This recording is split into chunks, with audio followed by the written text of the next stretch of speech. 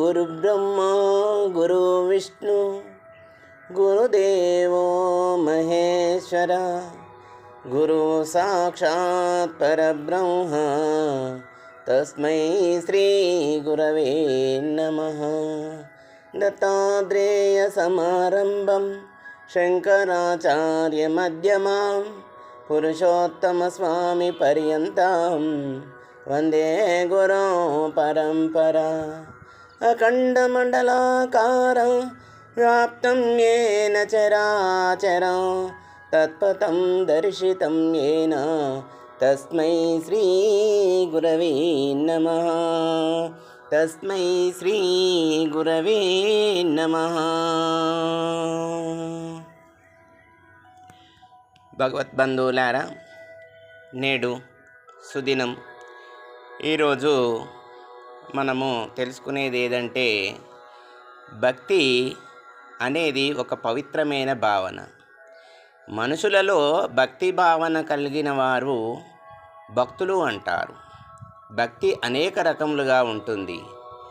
భగవంతుని అనుగ్రహం పొందడానికి భాగవతంలో నవవిధ భక్తులు అంటే నవవిధ భక్తులు అనగా 9 రకములైన భక్తి మార్గములు చెప్పబడ్డాయి.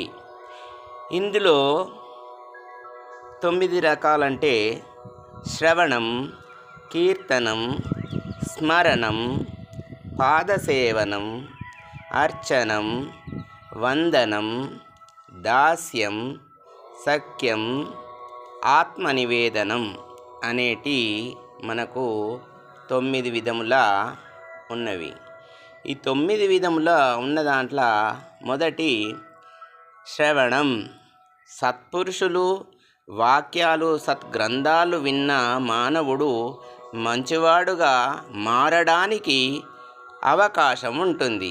ఇది జ్ఞానానికి మార్గం చూపుతుంది. దీనివల్ల మానవులు భగవంతుని పట్ల విశ్వాసము పెరుగుతుంది. పరీక్షితు శ్రవణ భక్తిని ఆశ్రయించి మోక్షాన్ని పొందాడు. రెండోది కీర్తన. భగవంతుని గొప్ప లక్షణాలు కీర్తించడమే కీర్తన. భక్తి భగవంతుని సాక్షాత్కారం కోసము కీర్తన భక్తి ఉత్తమమైనది. వాల్మీకి, నారదుడు, తుంబరుడు, ప్రహ్లాదుడు, అల్వార్లు, నాయనార్లు, రామదాసు మొదలైన వాళ్ళు కీర్తన భక్తితో మోక్షాన్ని పొందారని మనకు చెప్తున్నది. మూడవది స్మరణ. భగవంతుని లీలలను మనసులో నిలుపుకొని స్మరించడమే స్మరణ భక్తి. ఇందులో నామస్మరణ, రూపస్మరణ, స్వరూపస్మరణ అని 3 రకాలు కూడా ఉన్నాయి.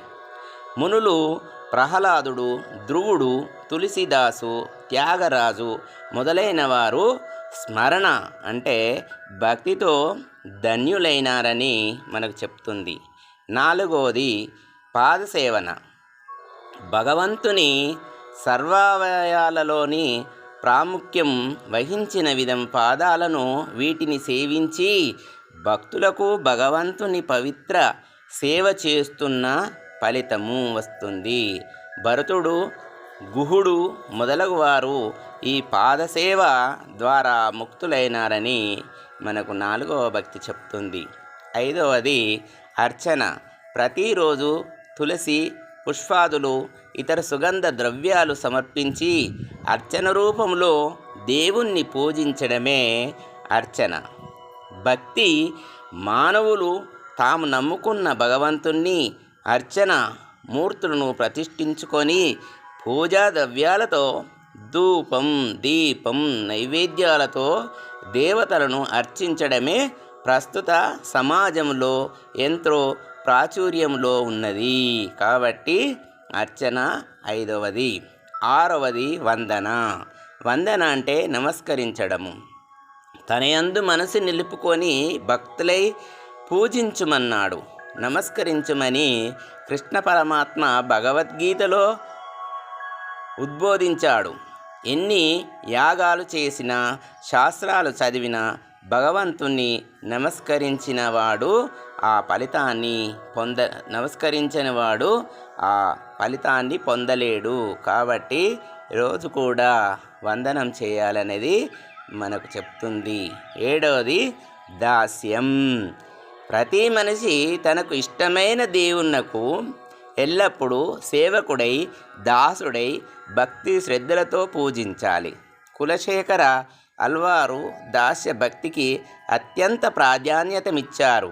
హనుమంతుడు, లక్ష్మణుడు మొదలైన వారు కూడా దాస్య భక్తిని ఆశ్రయించి ముక్తి పొందారు అని మనకు చెప్తుంది. 8వది సఖ్యం అనగా స్నేహం.